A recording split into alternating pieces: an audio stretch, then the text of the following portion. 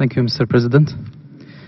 السيدات والسادة، لقد أضحت الانتهاكات الجسيمة بحق الأطفال في سوريا كارثة الحقيقة. The gross violations against children are a true catastrophe today, with an unlimited number of victims among children because of the use of lethal weapons prohibited against civilians. We're seeing now a blockade. We could call it collective sanctions affecting also children. We're seeing chemical weapons killing children by suffocation. The report of the Commission of Inquiry indicated, and I quote, children are 54% of 179 victims killed by chemical weapons in Khan Sheikhoun, end of quote. Armed groups have committed crimes mobilizing children aged under 18, and this is compounded by the risks that these children run. These violations are accentuated following the intervention of foreign armed forces that have used even more lethal weapons. Children are also affected by deprivation of birth registration, which deprives them their right to an identity and education, and to enjoy basic services, which has led a large number of children, including girls, into despair, early marriage, and abandonment of school. They are thus exposed to even greater risks in the physical, moral, and psychological sense because of these profound consequences. Shahad is 10 years old. She was expelled from the town of Halab following a blockade of the region, which lasted for 17 months. She lives in a neighboring country now. But that was not her choice, and she is still wondering why she had to leave her school, her village. Why?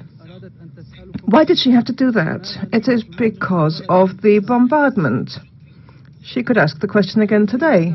Why should they be leaving their homes, not the oppressors? We should be ashamed.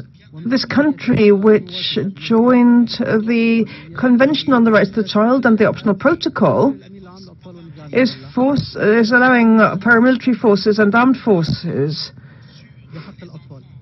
covered by reports on children in armed conflict,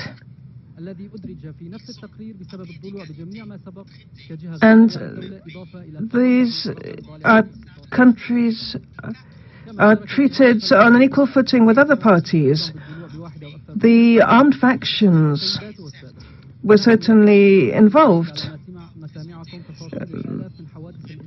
We are not here today to repeat the details of the situation affecting these children. This was reflected in a large number of reports, but we recall what Kofi Annan reflected in the UNICEF report, the State of the World's Children 2000, that there is little that is more important than guaranteeing the rights of the child, to guaranteeing their protection and their right to live in peace and security, end of quote.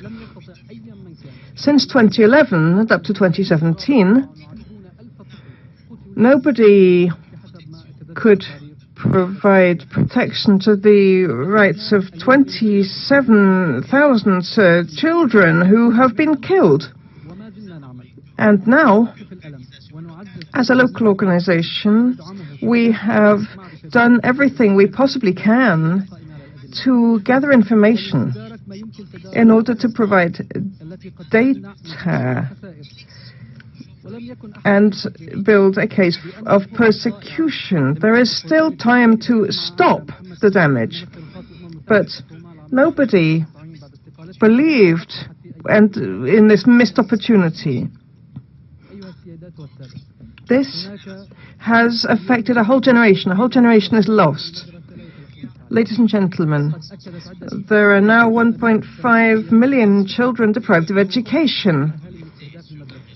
The reports on the region show that children are afraid to go to school and unwilling to go because of the lack of infrastructure. The worst thing is to describe the suffering of children. Some believe that it is merely setting the scene, but that is a crime in itself. We call on the international community and the Security Council to do everything possible today to provide protection, to activate the Commission of Inquiry and take all possible legal measures to persecute the perpetrators of these crimes. Aggressions against infrastructure must be stopped. It is essential to provide schools and protect them.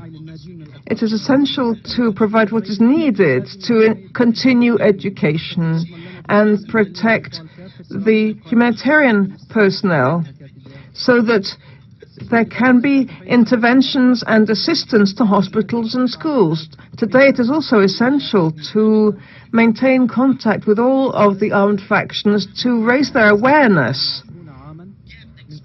that there is no excuse for mobilizing children.